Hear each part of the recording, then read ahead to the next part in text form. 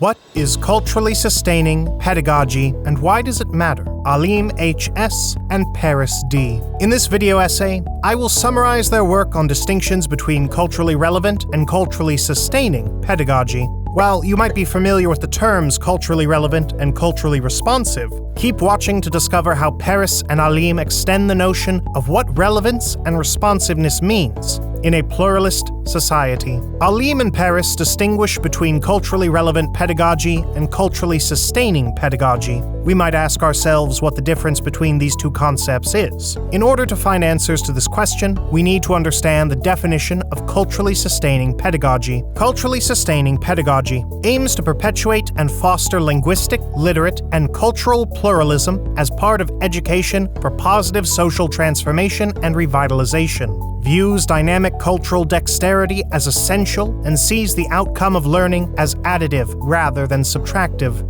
as remaining whole rather than framed as broken, and as critically enriching strengths rather than replacing deficits. Exists wherever education sustains the lifeways of communities that have been and continue to be damaged and erased through schooling. As a matter of fact, culturally sustaining pedagogy explicitly calls for schooling to be a site for sustaining, rather than eradicating, the cultural ways of being of people of color. Culturally sustaining pedagogy is built on decades of necessary, asset-based pedagogical research that has fought against persistent, ongoing beliefs in white superiority and the systemic racism they engender. One such research is that of Gloria Ladson-Billings, who conceptualized culturally relevant pedagogy as a type of teaching that encourages students to share their experiences and cultures that have traditionally been excluded from mainstream settings. So, then why CSP? Alim and Paris want to build on CRP and hope to produce a robust educational justice movement going forward. Most will be prompted to ask if teachers teach all students the same. In response to this, Alim and Paris say that even though teachers are well-intentioned, most, both white and non-white, are invested in whiteness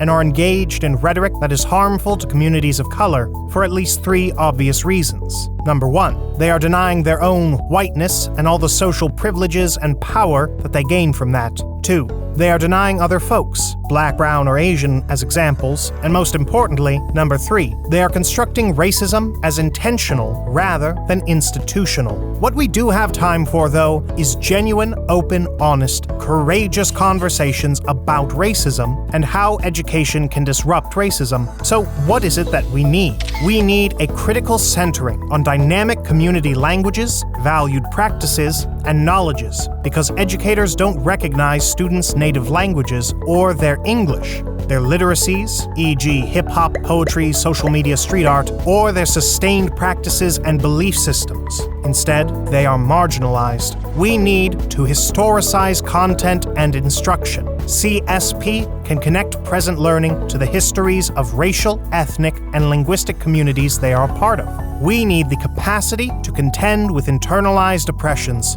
or we can consider oppression as an opportunity and not as a problem. We need to internalize false understandings of ourselves, our practices, our communities, and our future, and teach and show students the value of communities and their practices beyond the dominant narratives of the white middle-class standard English monolingual monocultural superiority, which schools largely uphold. We need the ability to create and adapt the curriculum. This involves including all the stuff discussed in the previous bullet points. Okay then, what did we learn overall? Becoming a culturally sustaining educator is dynamic. It involves community-based critical learning, working together to preserve the identities of youth and communities, and doing all of this with respect and love. Well, that's a wrap on this video. We hope you found it inspirational and useful in your own teaching philosophy and pedagogy. And if you did, make sure to press the like button. If you haven't subscribed already, make sure to subscribe to our channel to check out more professional development bites and summaries on educational topics. How did this topic change or stretch your thinking? Or did it stay the same? Let us know your thoughts about the article. If you have any questions or comments regarding our topic today, make sure to write them in the comments section below. We'd love to hear from you. Thank you for your service, educators. Until the next time.